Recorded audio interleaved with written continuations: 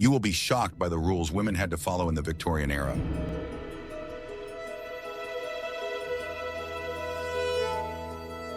For women, this era became a golden cage, where every step, every breath, and every word was subject to a set of unwritten but ironclad rules.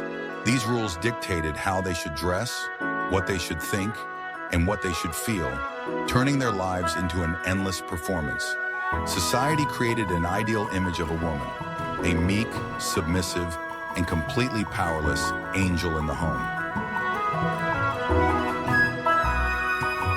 Behind the beautiful pictures lay a system of total control that suppressed any attempt by women to be themselves. It was an era when the female mind was considered a threat and the female body an object to be tightly laced and hidden from prying eyes. Watch the video to the end to find out how a simple desire to eat lunch alone in a restaurant could permanently ruin the reputation of a Victorian lady. What I am about to describe would be forbidden in modern society, but it was a mandatory ritual for millions of women. The death of a loved one turned the life of a Victorian woman into a strictly regulated performance, where the main thing was not consolation, but impeccable observance of the rules. Mourning was not just a state of mind, but a complex social obligation with its own dress code and etiquette. The strictest mourning was observed for a husband and could last up to 2.5 years, effectively removing a woman from public life. The first year, known as deep mourning, required complete seclusion in the wearing of special clothing. A woman had to literally disappear from the world, demonstrating her grief. Clothes for deep mourning were made of matte black crepe, a stiff, dull fabric symbolizing a life extinguished. Dresses were completely covered, and the face was hidden by a thick black veil that was difficult to breathe through. Any hint of decoration or shiny detail was considered the height of impropriety. After a year, a period of second mourning began, when some relaxation of the dress code was allowed. Fabrics with a slight sheen, such as silk or satin, could be used, but the color remained strictly black. The veil became shorter, but it was still highly undesirable to go out in public. This was followed by half mourning, which allowed the wearing of gray, purple, and white shades. It was a slow and painful process of returning to society, stretching over many months. Each stage was strictly scheduled, and any deviation from it was met with condemnation. These rules applied not only to clothing, but to the entire lifestyle. Widows were forbidden from attending balls, theaters, and any entertainment events. Their social life was reduced to visits to church and rare meetings with their closest relatives. Even letter paper had to have a black border, the width of which decreased as the mourning period ended. This was a way to inform the correspondent of her status without saying a word. A woman's entire life became a visual declaration of her grief. These rituals were so complex that there were entire magazines devoted to mourning fashion and etiquette. They provided detailed instructions on what to wear and when, so as not to violate propriety. A mistake in the choice of fabric or the length of the veil could be perceived as disrespectful to the memory of the deceased. For women without financial support, the death of a husband meant not only personal tragedy, but also social death. Locked in mourning clothes, they lost any chance of finding work or remarrying. Society demanded that they mourn without caring about how they would support themselves. In essence, the complex mourning etiquette was another way to isolate women and control their behavior. It deprived them of their free will, forcing them to play a prescribed role in a drama written by men. It was a theater where sincere feelings were replaced by strict adherence to form. I'm very interested to hear your point of view. What do you think about this approach to grief? Was it a way to support the bereaved or a tool of social pressure? Write about it in the comments. Are you ready to learn the truth about what the ideal Victorian woman was supposed to be like? Her purpose was described in one phrase: angel in the house. This ideal, celebrated by poets and writers, was in fact a demand for complete self-denial and submission. Women were seen not as individuals, but as the moral compass of the family, its spiritual center. Their task was to create an atmosphere of peace and comfort at home, protecting their husbands from the hardships of the cruel outside world. They had to be pure, meek, gentle, and completely passive. Intelligence and ambition were considered masculine qualities, completely inappropriate for a woman. Her education was aimed not at developing her mind, but at acquiring skills useful for marriage.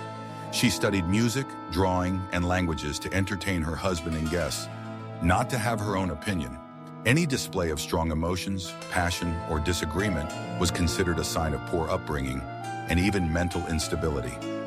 An angel had to be always calm, smiling, and ready to serve. Her own desires and needs were of no importance. Her whole life revolved around the home and family. Managing servants, raising children, and maintaining domestic order were her only acceptable occupations. The world of politics, business, and science was completely closed to her.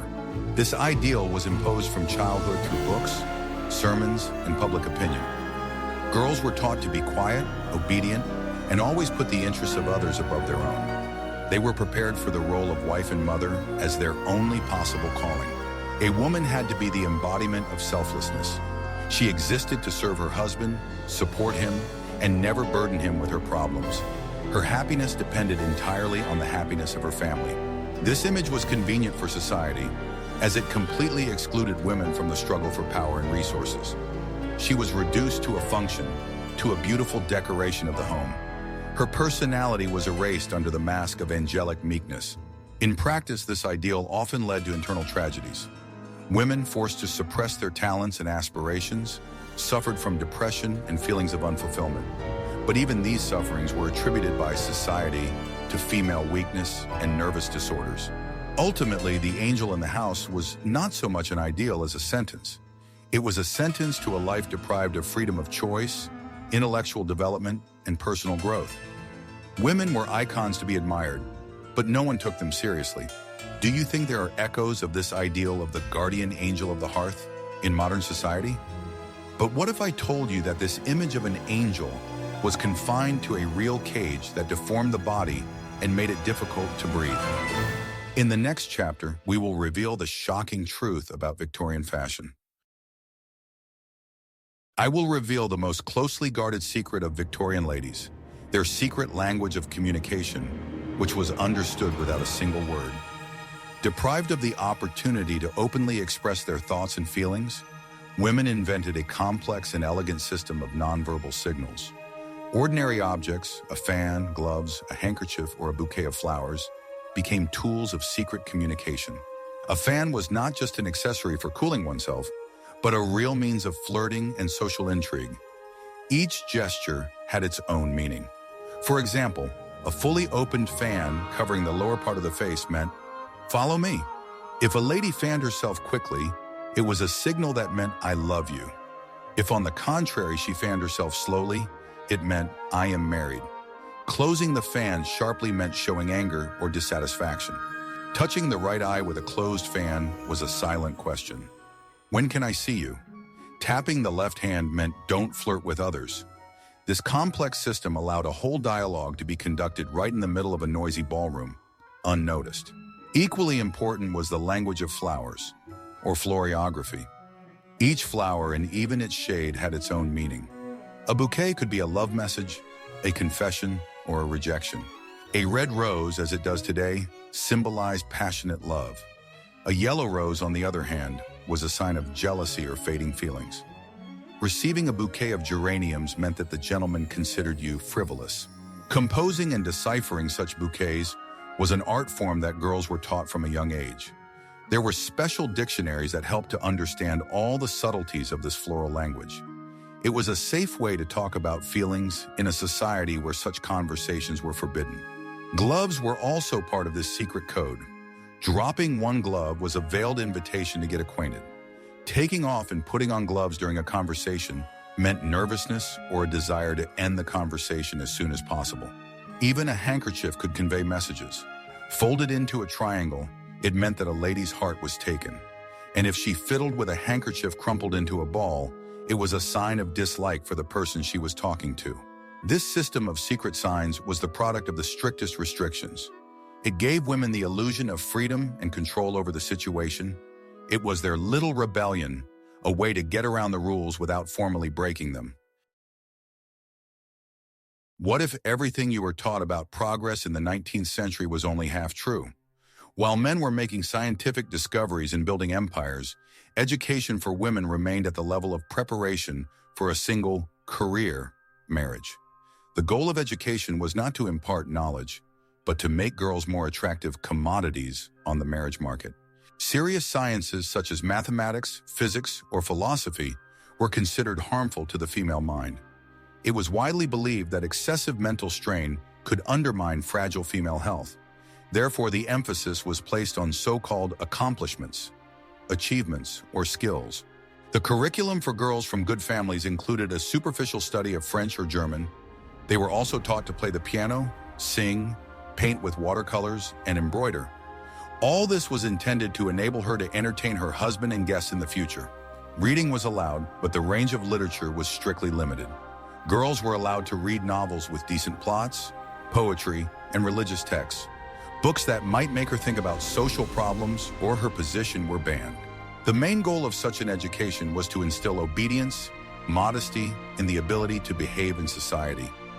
Girls were taught how to bow correctly, engage in small talk on trivial topics, and manage a household. Their minds were to remain passive and uncritical.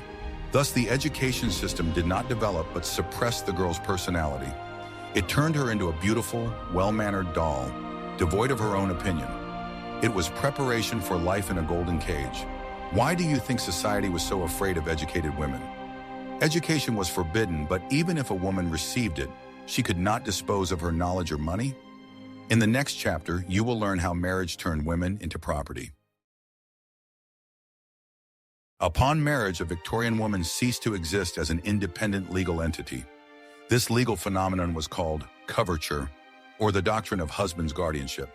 According to this law, after marriage, the wife's personality was completely absorbed by her husband's. In practice, this meant that women lost virtually all their civil rights. They could not own property in their own name.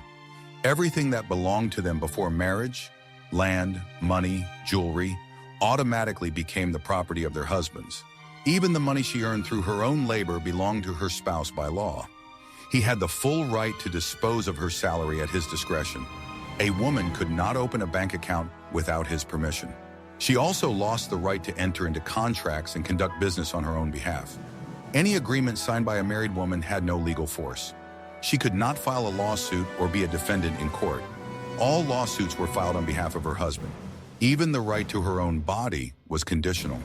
The husband had the legal right to physical control over his wife. The concept of domestic violence as we understand it today simply did not exist. This law turned women from citizens into eternal children under guardianship. At first, her guardian was her father, and then this role passed to her husband. She never had a period when she could make her own decisions. It was only in the second half of the 19th century that the first Married Women's Property Acts were passed. These laws gradually gave women the right to own property and dispose of their income. But it was a long and persistent struggle that lasted for decades.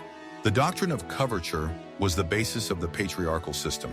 It legally enshrined the subordinate position of women in the family and society. It was the legal basis on which all other restrictions were built. A woman was not a partner in marriage but part of her husband's property, on a par with the house, furniture, and livestock. Her main value lay in her ability to bear heirs, who were also considered the property of their father. It was legalized slavery hidden behind the facade of the sacred bonds of marriage. This system deprived women of any protection in the event of an unhappy marriage. If her husband was a spendthrift, he could squander her entire fortune, and she could do nothing about it. If he was cruel, leaving him meant being left without a means of support and without children. This is what happened behind the closed doors of Victorian mansions when marriage turned into a prison. For Victorian women, marriage was a one-way street from which it was impossible to turn back.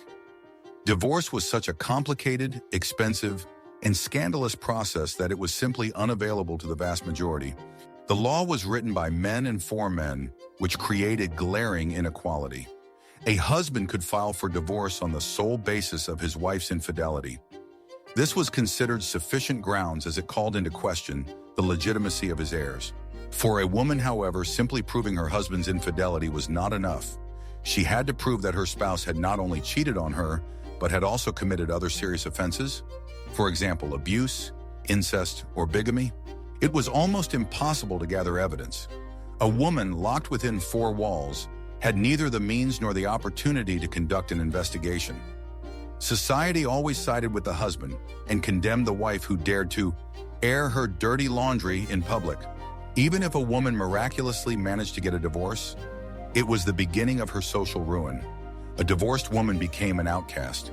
She was no longer accepted in decent society, and her friends and even relatives turned away from her.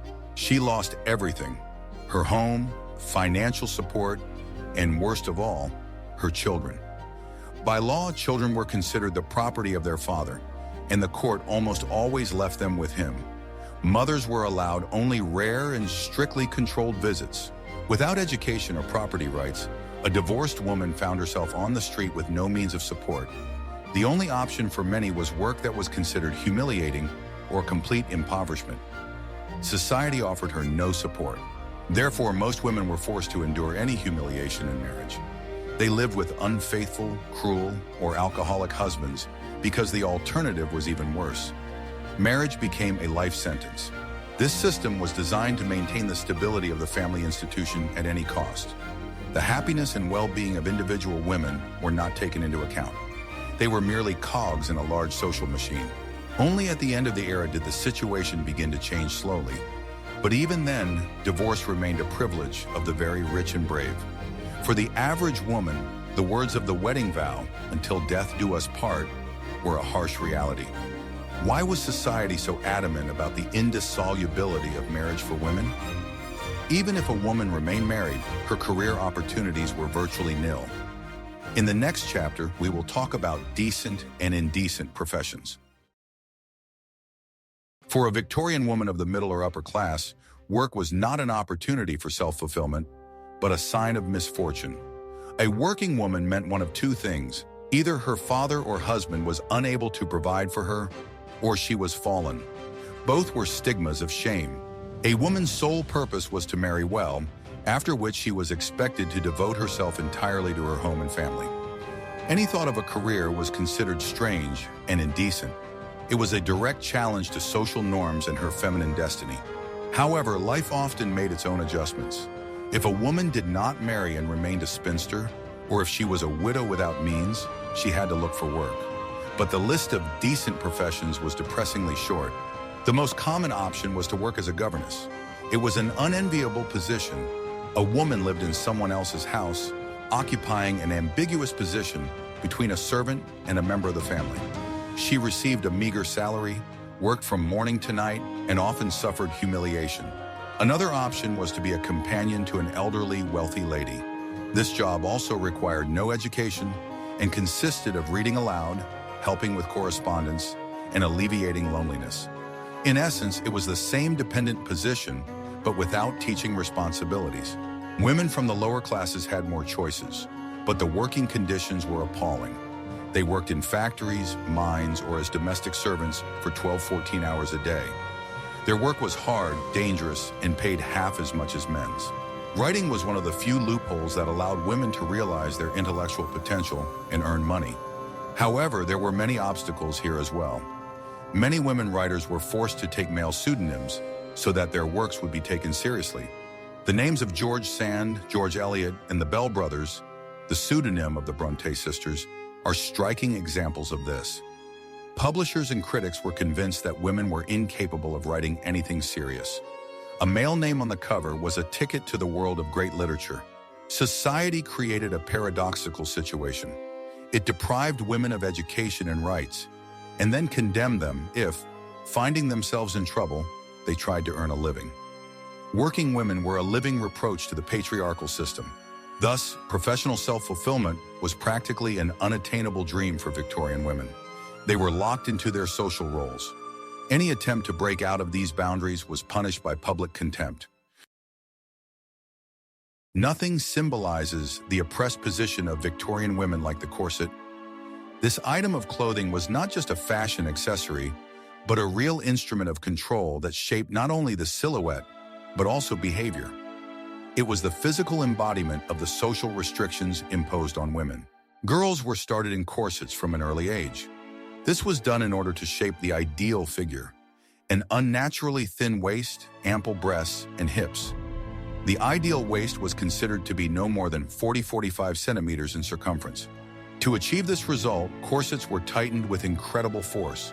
They compressed the internal organs, displacing them from their natural position. This led to numerous health problems, which, however, were not talked about. The corset made it hard to breathe normally, allowing only shallow, superficial breaths. That's why Victorian ladies fainted so often. Any excitement or physical effort could lead to a lack of oxygen. This garment severely restricted mobility. In a tightly laced corset, it was difficult to bend over, walk quickly, or lift anything heavy. It turned a woman into a fragile, graceful, but completely helpless creature. This was precisely the image cultivated by society. A real lady had to be weak, delicate, and dependent on men. The corset physically imposed this role on her, making her incapable of active activity. The corset was not just a piece of clothing, but a metaphor for a woman's entire life. Just as it constricted her body, preventing her from breathing deeply, so society constricted her life with rules and prohibitions. It was an outer shell that reflected inner slavery. The social life of a Victorian woman was like a minefield, where every wrong step could lead to an explosion, a public scandal. The entire system of communication was subject to a complex set of rules of etiquette, especially when it came to visits. The ability to visit and receive guests correctly was the main indicator of good manners. There was a strict schedule for visits, usually in the afternoon. Morning or evening visits were considered inappropriate, unless they were to close relatives. The duration of the visit was also strictly regulated, no more than 15 to 20 minutes. The main tool in this complex game was the calling card. Every lady and gentleman had a set of cards with their name on them. By leaving a card, a person announced their visit, even if the hosts were not at home. The rules for using cards were incredibly complex. A man visiting a family had to leave one card for the host and one for the hostess. There were different ways to fold the corner of the card to convey a specific message. For example, that the visit was personal and not formal. Receiving guests was a science in itself. The hostess had to be in the living room at certain hours to be ready to receive guests. Conversation during the visit had to be light and casual, touching on only the most general topics. Particularly strict rules applied to young unmarried girls. They could not appear in public without being accompanied by an older married lady, a chaperone. This could be a mother, aunt, or specially hired companion. In essence, etiquette was another tool of oppression. It left women no room for spontaneity or naturalness. Their entire lives were a performance that they had to play flawlessly according to someone else's script. The most insidious rule that Victorian women had to obey was the cult of innocence, taken to the point of absurdity. The ideal woman had to be not only pure, but also completely ignorant. Any knowledge about her own body, politics, or the problems of the real world was considered unnecessary and even harmful for her. Girls were raised in complete isolation from the realities of life. Mothers did not talk to their daughters about physiology or marital relations. Many girls got married without having the slightest idea of what awaited them on their wedding night. This artificial infantilization was convenient for men. An ignorant woman who did not know her rights and capabilities was easy to control. Her horizons were deliberately narrowed to the size of the living room and the nursery. Curiosity and the pursuit of knowledge were not encouraged in women. If she asked inappropriate questions or showed interest in male topics, it was considered bad form. Her mind had to remain unclouded, like that of a child. This cult of ignorance meant that women were completely unprepared for life's difficulties. When faced with financial problems, a husband's infidelity, or illness, they did not know how to react. They were taught to be helpless. The suppression of intellectual and emotional needs often led to internal breakdowns. However, society and medicine at the time found a convenient explanation for any manifestation of female discontent. This explanation was the universal diagnosis of hysteria. Any woman who did not fit into the narrow framework of Victorian propriety could be declared hysterical. Too emotional, too intelligent, too independent, suffering from depression, or simply unhappy in marriage. All these were symptoms of hysteria. This diagnosis was a convenient label that devalued any complaints made by women. The treatment matched the diagnosis. Hysterical women were prescribed bed rest, forbidden any mental activity, and forced to lead as passive a lifestyle as possible.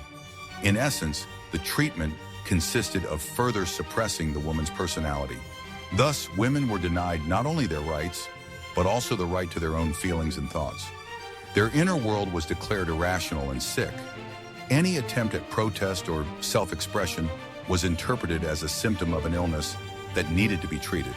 This was the final act of suppression. Women were convinced that their suffering was not the result of an unjust system, but their own fault, their personal pathology. It was the most effective way to silence them. We have lifted the veil on the world of Victorian women and seen that behind the glittering facade lay a reality full of prohibitions, restrictions, and oppression. The rules of mourning, the ideal of the angel in the house, the tyranny of the corset, and the cult of ignorance were all part of one big system designed to control half the population. It was an era when women were put on a pedestal, only to be denied the right to come down to earth and live a full life. The history of these women is not just a collection of shocking facts from the past. It is a reminder of how long and difficult the road to equality has been. By studying these rules, we begin to better understand the value of the freedoms that we take for granted today. Please suggest topics for future videos that you would like to see on our channel in the comments. Perhaps you are interested in a different era or a specific historical event. Don't forget to subscribe so you don't miss new episodes in which we will continue to explore the most interesting and controversial pages of history.